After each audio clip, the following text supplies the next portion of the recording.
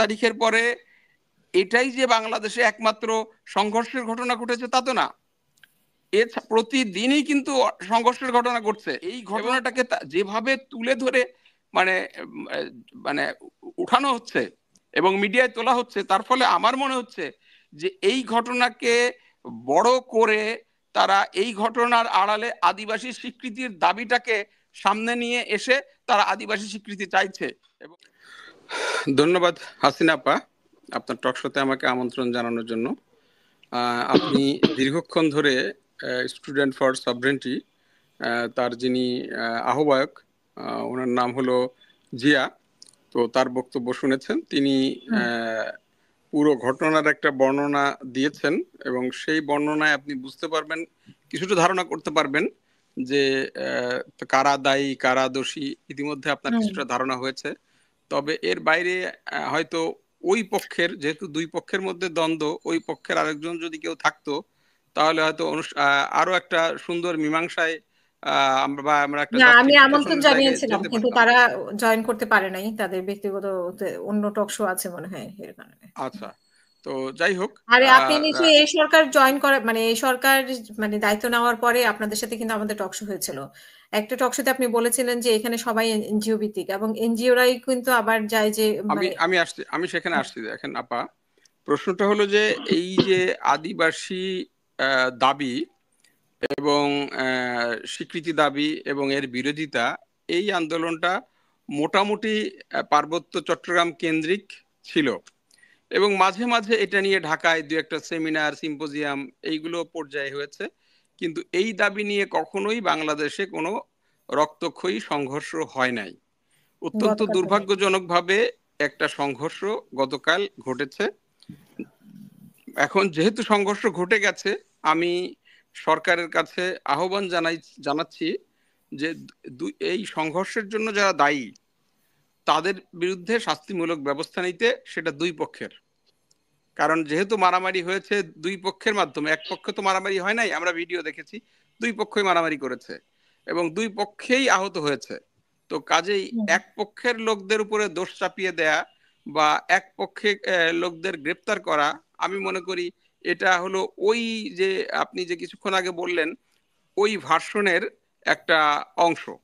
আচ্ছা, এখন ঘটনাটা যখন ঘটলো, প্রশ্নটা আপনি খেয়াল করেন যে এই যে আমি কিছুক্ষণ আগে বললাম যে বিষয়টা অলমোস্ট পাহাড়ের মধ্যে সীমাবদ্ধ ছিল, তাহলে বাংলাদেশ সরকার যখন শিক্ষা মন্ত্রণালয় থেকে এনসিটিবি কে চিঠি দিয়েছে যে আমাদের পাঠ্যপুস্তকে আদিবাসী শব্দ ব্যবহার করা যাবে না, এবং এটা করা হয়নি কখনো, তো সেইখানে আপনার এই মানে এনসিটিবির এখন কর্তৃপক্ষ, আমি জানি না দায়ী কে, ওরা বলছে রাখাল রাহা, যাই হোক, যদি রাখাল রাহা থাকে বা অন্য কেউ থাকে, তিনি পরিকল্পিতভাবে একটা বইয়ের পেছনে আপনি দেখবেন যে বিভিন্ন ধর্ম, হিন্দু বৌদ্ধ খ্রিস্টান মুসলিম এবং আদিবাসী, একটা গাছের দিয়েছে। এখন প্রশ্নটা হলো যে হিন্দু বৌদ্ধ খ্রিস্টান মুসলিম এটা বিভিন্ন ধর্ম বাংলাদেশে আছে, এর বাইরেও জৈন আছে, শিখ আছে, অন্যান্য ধর্ম আছে, তো এখানে তো ওরা থাকবে, আদিবাসী এর ভিতর ঢুকলো কেন?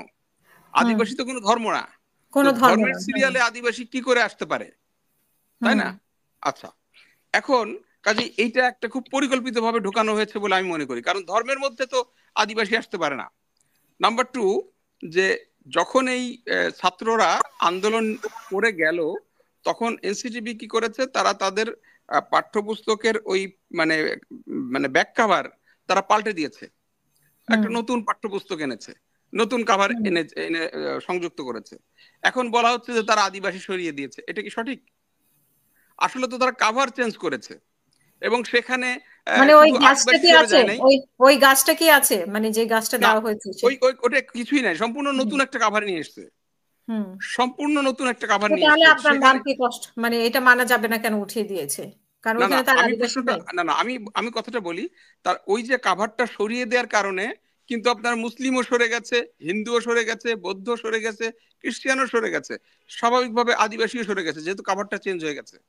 তো কাজে আদিবাসী সরিয়ে দেয়া হয়েছে বলে যে এই অভিযোগটা করা হচ্ছে, এইটা কিন্তু একটা পুরোপুরি মিথ্যা অভিযোগ। বিষয়টা ওইটা না, কিন্তু কাউকে সরিয়ে দেওয়া হয় নাই, চেঞ্জ করা হয়েছে, অথবা যদি বলেন সরিয়ে দেওয়া হয়েছে, তাহলে সবাইকে সরিয়ে দেওয়া হয়েছে, শুধু আদিবাসীকে সরিয়ে দেওয়া হয় নাই। তাহলে এই যে একটা মিথ্যা অভিযোগ করে আপনার মানে পরিস্থিতিটাকে উষ্ণ করা হলো, সেই ষড়যন্ত্রটা কারা করেছে সেটা খতিয়ে দেখতে হবে। নাম্বার 2।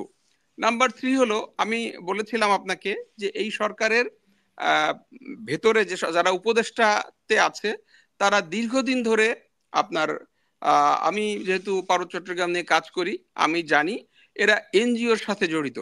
এবং বাংলাদেশে বিশেষ করে ইউরোপ এবং আমেরিকার ফান্ডেড যে সমস্ত এনজিও আছে তারা এই আদিবাসীটা প্রমোট করে। হ্যাঁ, এবং এই উপদেষ্টারা কিন্তু আদিবাসী প্রমোট করে, এবং এরা উপদেষ্টা হওয়ার পরে তাদের বিভিন্ন বক্তব্যে তারা কিন্তু আদিবাসী টার্মসটা তারা ব্যবহার করেছে। হ্যাঁ, এবং আমরা তখন প্রতিবাদ জানিয়েছি, প্রতিবাদ জানানোর পরে তাদের এই টার্মস ব্যবহার করাটা হ্রাস পেয়েছিল।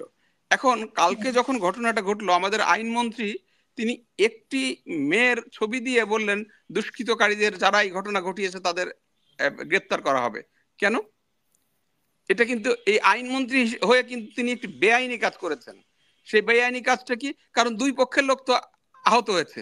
উনি ছবি দিলে, হ্যাঁ, উনি ছবি দিলে দুই পক্ষের লোকদের ছবি দিয়ে বলবেন যে যারা এই ঘটনাটা ঘটিয়েছে তাদেরকে আটক করা হবে। আমিও সেটার পক্ষে। আমি তো ছবি না দিলে কারোটাই দিত না, কিন্তু একটা ছবি না দিয়ে কারোটাই মানে দিত না, কিন্তু না দিয়ে তিনি একটি পক্ষের ছবি দিলেন। এবং তারপরে দেখলাম খুব অবাক কাণ্ড, বৈষম্য বিরোধী ছাত্র আন্দোলন তারা যে বিবৃতি দিয়েছে তারা একটা পক্ষে অবস্থান নিয়েছে। এবং পরবর্তীকালে আমাদের জাতীয় রাজনৈতিক দলের বিভিন্ন ছাত্র সংগঠনগুলো তারাও যে সমস্ত বিবৃতি দিল, তারা দেখা যাচ্ছে একটি মানে পক্ষ নিয়ে অবস্থান নিয়েছে এবং নানা ধরনের ট্যাগিং করার চেষ্টা করছে। এখন আমি জানি না এই যে ছেলেরা আছে যারা স্টুডেন্ট ফর সভরেনিটি, তাদের রাজনৈতিক চিন্তা বা দর্শন কি, আমি জানি না তাদের মানে অন্য কোনো মানে আছে কিনা, মানে সম্পৃক্ততা আছে কিনা আমার জানা নেই। আমি গত 5-6 মাস যাবত তাদেরকে দেখছিলাম, তারা পার্বত্য চট্টগ্রাম ইস্যু নিয়ে ঢাকা কেন্দ্রিক বা ঢাকা বিশ্ববিদ্যালয় কেন্দ্রিক তারা আন্দোলন করছে। তো প্রশ্নটা হলো, আজকে আবার দেখলাম আমাদের প্রধান উপদেষ্টা তার ফেসবুক পেজে এটা নিয়ে একটা বিবৃতি দিয়েছেন, এবং সেই বিবৃতিটা পড়লেও দেখবেন উনি নির্দিষ্ট একটা পক্ষ নিয়ে নিয়েছেন। খুবই মানে সবাই কি একই পক্ষ? যারা বলছেন যে একটা পক্ষ, মানে সবাই একই পক্ষ, আইন উপদেষ্টা। এবং পরবর্তীকালে আজকে সন্ধ্যার সময় দেখলাম আবার ছাত্রদল, জাতীয়তাবাদী ছাত্রদল তারাও মিছিল করছে, তাদের মিছিলের ভাষণ অনেকটাই একই রকম। তো এখন আবার এইটার পরে দেখলাম আমাদের সুশীল সমাজ, আমাদের যে বিভিন্ন ইয়েরা আছে মানে সেলিব্রিটিরা আছে, তারা ফেসবুকে এটাকে আদিবাসী বলে তারা আদিবাসী বলে তারা ফেসবুকে পোস্ট দেওয়া শুরু করে দিয়েছে। এবং আমাদের মিডিয়াগুলো আপনার কয়েকদিন আগেও আদিবাসী লিখতো না, এখন এই ঘটনার পরে তারা একেবারে মানে গড়ে মানে ঢালাও ভাবে আদিবাসী লেখা শুরু করে দিয়েছে। আদিবাসী লিখে নিউজ করছে, আদিবাসী ছাত্রদের উপর হামলা, আদিবাসী ছাত্রদের মানে একেবারে ঢালাও ভাবে পাইকারি ভাবে লেখা শুরু করে দিয়েছে।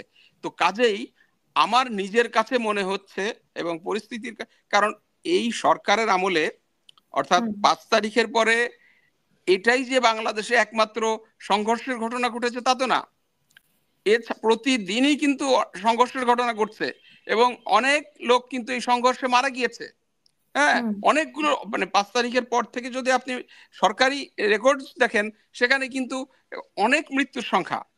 আপনার কি মনে হয় যে এটা পরিকল্পিতভাবে একটু মানে বেশি করে মনোযোগ দেওয়া হচ্ছে এবং এটা একটা সংঘর্ষের অনেকগুলো মৃত্যুর ঘটনা ঘটেছে, অনেক বড় বড় সংঘর্ষের ঘটনা ঘটেছে, কিন্তু সেই ইস্যুগুলোকে কিন্তু এইভাবে পিক করা হয় নাই, এইভাবে জাতীয় ইস্যু নিয়ে আলোচনা করা হয় নাই।